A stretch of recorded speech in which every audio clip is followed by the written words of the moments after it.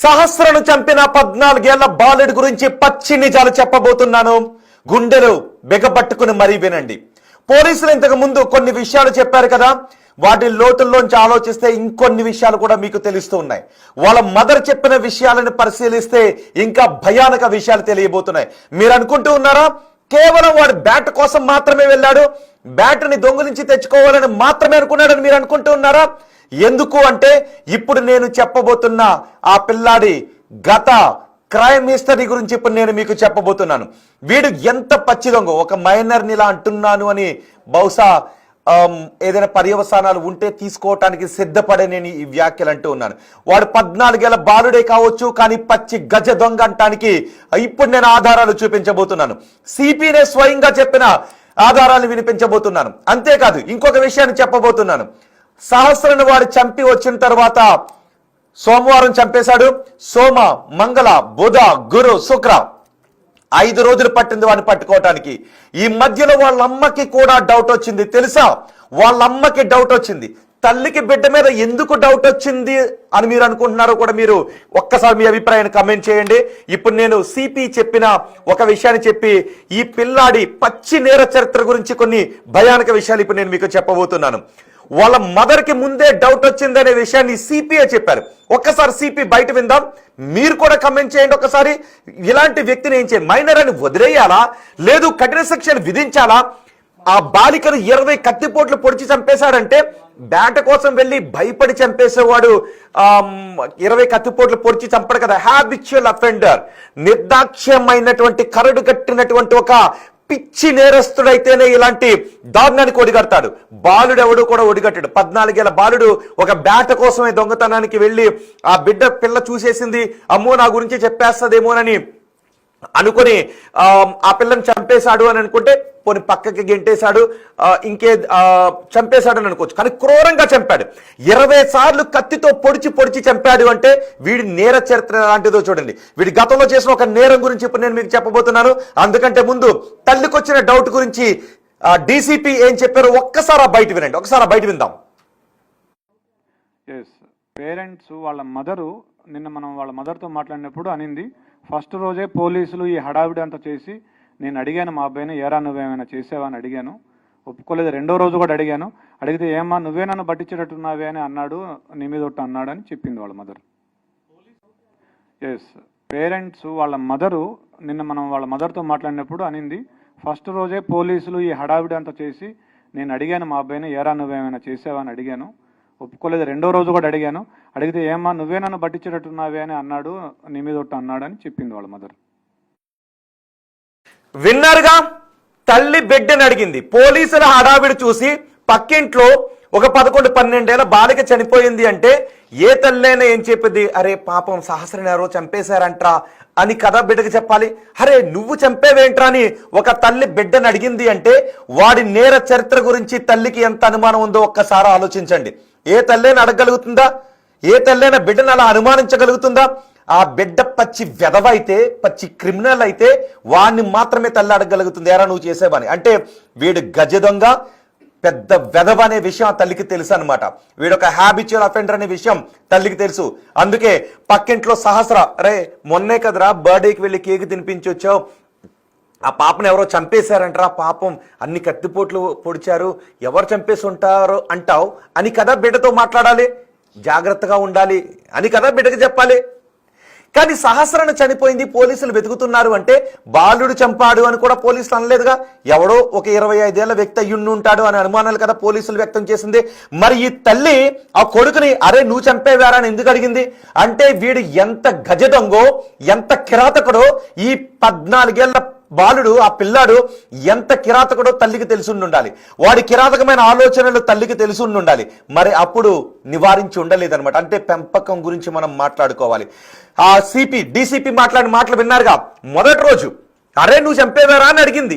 ఈ ఒక్క మాట చాలు అసలు మనం ఆ తల్లికి ముందే తెలుసు అంటానికి. ఆ 2వ రోజు కూడా అడిగిందంట, అరే నువ్వేమన్నా చేసేవారా అని అడిగిందంట. అడిగితే అమ్మ నువ్వే నన్ను పట్టించేలాగా ఉన్నావు అని అన్నాడంట. అదేంటి నువ్వే నన్ను పట్టించేలాగా ఉన్నావు, ఆ కాన్వర్సేషన్ నాకు అర్థం కాలేదు. మీకెవరికైనా అర్థమైతే చెప్పండి. తల్లి బిడ్డను ఎందుకు అడుగుద్ది? 14 ఏళ్ల బిడ్డ 10వ తరగతి చదువుతున్న బిడ్డ, ఆ బిడ్డకి ఏం చెప్పాలి? అరే పాపం సహస్రం రా, పక్కింటి సహస్రాన్ని ఎవరో చంపేశారంట్రా, అయ్యో పాపం ఎలా తట్టుకుందో ఆ పిచ్చి తల్లి, అంత కిరాతకంగా ఎవరు చంపారు అని అడగాల్సిన తల్లి. మనందరం అలాగే అనుకున్నాం కదా. ఎక్కడో తెలంగాణలో మారుమూల ఉన్న జిల్లా నుంచి ఆంధ్రప్రదేశ్లో ఆ మారుమూల ఉన్న జిల్లా వరకు సహస్రం మరణాన్ని తలుచుకుని ఇలాగే కదా అనుకున్నాం. పాపం ఆ పసిబిడ్డ ఎలా తట్టుకుందాని కదా అనుకున్నాం. కానీ వాళ్ళమ్మ కొడుకుని ఎందుకు అడిగింది? అరే నువ్వు చంపేవారా అని ఎందుకు అడిగింది అంటే వీడు ఎంత గజ దొంగో ఆ తల్లికి అనుమానం ఉందన్నమాట. ఇప్పుడు మరో భయానక విషయాన్ని, వాడు ఎంత గజ దొంగో చెప్పే ఒక బయటని మీకు వినిపించబోతున్నాను. ఆ మాట కూడా విన్న తర్వాత మీరు చెప్పండి ఆ తల్లికి వీడు ఎంత గజ దొంగో తెలుసు అనే ఆధారాన్ని ఇప్పుడు నేను చూపించబోతున్నాను. ఒక్కసారి సిపి, వాడు 2 నెలల క్రితం వీడు ఈ బాలుడు సెల్ ఫోన్ కొనుక్కున్నాడంట. అక్కడున్న విలేకరులు అడిగారు, వీడికి గతంలో ఏదైనా దొంగతనాల చరిత్ర ఉందని అడిగితే డీసీపీ ఏం చెప్పారో తెలుసా? నేను ఒక విషయాన్ని చెప్తాను అని చెప్పి వీడు 2 నెలల క్రితం ఒక సెల్ ఫోన్ కొనుక్కున్నాడు. ఆ సెల్ ఫోన్ కొనుక్కోవడానికి తల్లి తండ్రి డబ్బులు ఇవ్వలేదు, వాడి దగ్గర డబ్బులు లేవు. కానీ ఎలా కొనుక్కున్నాడో మీకే వదిలేస్తున్నా, మీరే ఆలోచించుకోండి అని సిపి అన్నారు. ఒక్కసారి సిపి మాటల్లోనే విని ఆ తర్వాత మీరు నేను కలిసి మాట్లాడుకుందాం. మీరు కామెంట్ కూడా చేయండి, మీరు నేను కలిసి మాట్లాడుకుందాం. ఒక్కసారి సిపి సెల్ ఫోన్ గురించి ఏమన్నారో విందాం. మనకున్న సమాచారం మేరకు ఇంతవరకు అయితే ఏం లేదు. బట్ వాళ్ళ మదర్ చెప్పిన ఒక విషయం ఏంటంటే, అతను 2 months బ్యాక్ అతని దగ్గరికి ఒక ఫోన్ వచ్చింది, సెల్ ఫోన్. మేము డబ్బులు ఇవ్వలేదు, ఇతనికి ఎక్కడిది సెల్ ఫోన్ అంటే నేను కొనుక్కున్నా అని చెప్తున్నాడు. డబ్బులు ఎక్కడ ఉంటే చెప్పలేదు. అది వాళ్ళ మదర్ చెప్పిన విషయమే. సో దీన్ని బట్టి మీరు ఏమైనా అనుకోవచ్చు. మనకున్న సమాచారం మేరకు ఇంతవరకు అయితే ఏం లేదు. బట్ వాళ్ళ మదర్ చెప్పిన ఒక విషయం ఏంటంటే, అతను 2 months బ్యాక్ అతని దగ్గరికి ఒక ఫోన్ వచ్చింది, సెల్ ఫోన్. మేము డబ్బులు ఇవ్వలేదు, ఇతనికి ఎక్కడిది సెల్ ఫోన్ అంటే నేను కొనుక్కున్నా అని చెప్తున్నాడు. డబ్బులు ఎక్కడ ఉంటే చెప్పలేదు. అది వాళ్ళ మదర్ చెప్పిన విషయమే. సో దీన్ని బట్టి మీరు ఏమైనా అనుకోవచ్చు. మనకున్న సమాచారం మేరకు ఇంతవరకు అయితే ఏం లేదు. బట్ వాళ్ళ మదర్ చెప్పిన ఒక విషయం ఏంటంటే, అతను 2 months బ్యాక్ అతని దగ్గరికి ఒక ఫోన్ వచ్చింది, సెల్ ఫోన్. మేము డబ్బులు ఇవ్వలేదు, ఇతనికి ఎక్కడిది సెల్ ఫోన్ అంటే నేను కొనుక్కున్నా అని చెప్తున్నాడు. డబ్బులు ఎక్కడ ఉంటే చెప్పలేదు. అది వాళ్ళ మదర్ చెప్పిన విషయమే. సో దీన్ని బట్టి మీరు ఏమైనా అనుకోవచ్చు. విన్నారుగా డీసీపీ చెప్పిన మాట. 2 నెలల క్రితం వాడి దగ్గరికి ఫోన్ వచ్చింది, తల్లి కొనుక్కోవడానికి డబ్బులు ఇవ్వలేదు. నేను డబ్బులు ఇవ్వనప్పుడు నువ్వు ఇంత ఫోన్ ఎలా కొన్నావురా అని అడిగితే నేను కొనుక్కున్నాను అని వాడు చెప్తే 10వ తరగతి పిల్లాడు ఆ తల్లి వదిలేసిందా? ఎక్కడ దొంగతనం చేసి వచ్చారో అని కాలర్ పట్టుకుని కదా అడగాలి. నేను కొనుక్కున్నాను అంటే ఆహా అని వదిలేసిందా? ఇప్పుడు మరి ఆ తల్లికి తెలీదా? ముందు రోజు ఎరా నువ్వు చేసేవారా అని కొడుకుని ఎందుకు అనుమానించింది అంటే వాడి నేర చరిత్ర గురించి తల్లికి తెలుసు కదా. 2 నెలల క్రితం తను ఇవ్వని డబ్బులతో 10వ తరగతి పిల్లాడు ఫోన్ కొనుక్కున్నాడు అంటే తల్లి ఎందుకు వదిలేసింది? ఎందుకమ్మా వదిలేసావు నీ కొడుకుని? పక్కింట్లో సహస్ర చనిపోయింది అని అడిగితే నువ్వు చంపావారా అనే డౌట్ నీకు ఎందుకు వచ్చిందమ్మా? 2 ఆడబిడ్డలు ఉన్నారు కదా తల్లి నీకు, ఆమెకు కూడా 2 అమ్మాయిలు, మధ్యలో ఈ కొడుకు పుట్టాడు, ఈ నా కొడుకు పుట్టాడు. వాడెళ్ళి పక్కింట ఆ చిన్న సహస్రాన్ని కిరాతకంగా చంపేశాడు. నీకు తెలీదా తల్లి నీ కొడుకు ఎంత దుర్మార్గుడో? ఆ తల్లికి తెలిసి 5 రోజుల నుంచి ఊరుకుని ఉంటుంది. వాడి ఆలోచనలు ఎలాగున్నాయో తల్లికి తెలుసు. అందుకే చెప్తున్నా. ఇంకొక విషయాన్ని మీకు చెప్తాను. అదిగో చూడండి ఒకసారి, బ్యాట్ చూడండి ఒకసారి. అదిగో ఎంఆర్ఓ బ్యాట్. వాళ్ళకి ఆ సహస్రకు తమ్ముడు ఉన్నాడు, ఒక 6-7 సంవత్సరాలు ఉంటాయి. వాళ్ళ నాన్న పిల్లాడికి అదిగో బ్యాట్ కొనుక్కుని తీసుకొచ్చాడు, ఎంఆర్ఓ బ్యాట్. స్ట్రోక్ బాగుందంట, దాన్ని కొట్టేయాలనుకున్నాను. ఆ కొట్టేయాలనుకుని అక్కడికి వెళ్ళాను. కానీ ఎవరైనా అడ్డొస్తే వాళ్ళని తోసుకున్నా, వాళ్ళని ఏదో గాయపరిచి వెళ్ళిపోవాలనుకున్నాను. నేను దొంగతనానికి వెళ్ళలేదు అని పోలీసులకు చెప్పారని పోలీసులు చెప్తూ ఉన్నారు. కానీ అది నిజమే అనుకుందాం కాసేపు వాడు చెప్పిన మాట. అంటే పోలీసులను కూడా ఇక్కడ ఎలా బురిడి కొట్టిస్తున్నాడో చూడండి ఒకసారి. వీడు పోలీసులను కూడా ఎలా బురిడి కొట్టిస్తున్నాడో చూడండి ఒకసారి. ఆ బ్యాట్ కోసమే దొంగతనానికి నిజంగానే వెళ్ళాడు అనుకుందాం. వీడు హ్యాబిచువల్ అఫెండర్ కాదు, గతంలో దొంగతనాలు చేసిన చరిత్ర లేదు. అక్కడికి వెళ్ళిన తర్వాత ఆ ఇంట్లో సహస్రం ఉంది. అప్పుడు ఏం చేసి ఉండాలి? సహస్రం లేదు అనుకుని ఆ ఇంటికి వెళ్ళాడు అని అనుకుందాం.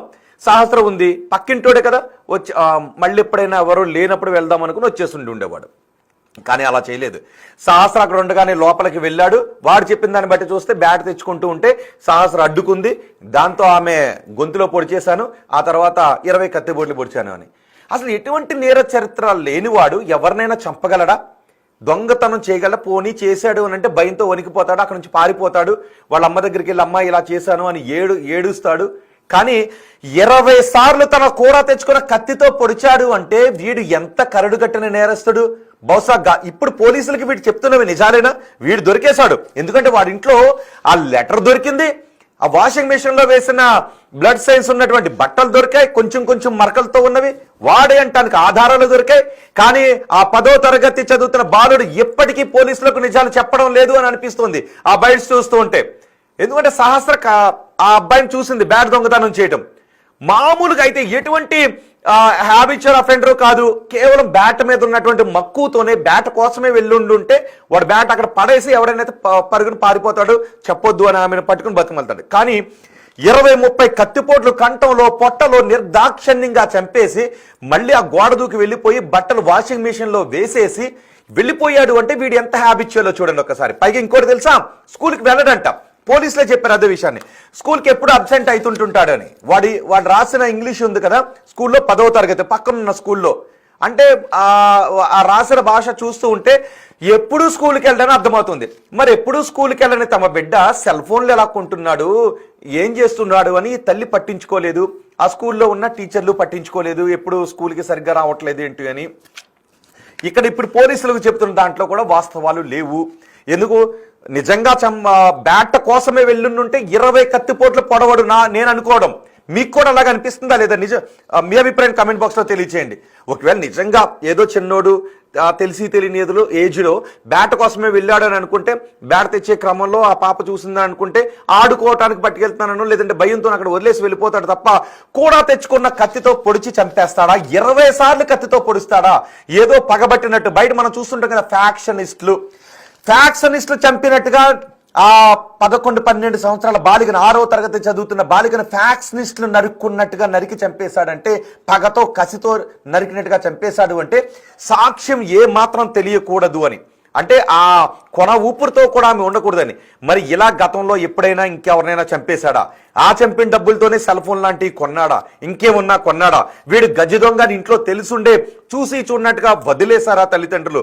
పైగా వాడి భాషను పక్కన పెట్టండి, ఎటువంటి టెన్షన్ వాడాడు, ఎటువంటి ఓడింగ్ వాడాడు అందులో దాన్ని పక్కన పెడితే, మామూలుగా ఆ ఏజ్లో ఉన్నాడు, నాకు ఈ బ్యాట్ కావాలి, ఏదో దొంగతనం చేద్దామని తప్పు ఒప్పు అని అనుకుని దొంగతనానికి వెళ్ళి. కానీ అలా కాదు, ఒక పేపర్ తీసుకొని ఎలా దొంగతనం చెయ్యాలి, మిషన్ డన్ అని చివరన రాసుకున్నాడు అంటే ఎంత పక్క క్రిమినల్. వీడు స్కూల్కి వెళ్ళడు, అప్పుడప్పుడు వెళ్తాడు, అందుకే వీడికి లాంగ్వేజ్ రాలేదు. కానీ క్రైమ్ మాత్రం భారీగా తెలిసింది. ఎందుకంటే ఓటీటీలో నెట్లో ఉన్నటువంటి ఈ దరిద్రపు క్రైమ్ సినిమాలన్నీ చూస్తుంటాడు, దరిద్రపు క్రైమ్ సీరియల్స్ అన్ని చూస్తుంటుంటాడు.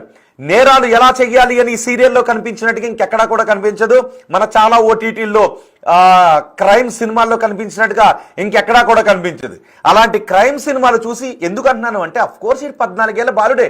కానీ 14 ఏళ్ల బాలుడు ఒక హ్యాబిచువల్ అఫెండర్ గా మారటానికి, విషపు నేర బీజాలు వాడు మైండ్ లోకి రావడానికి కారణం బయట ఉన్నటువంటి ఎంతో కంటెంట్. వాడి పని అదే.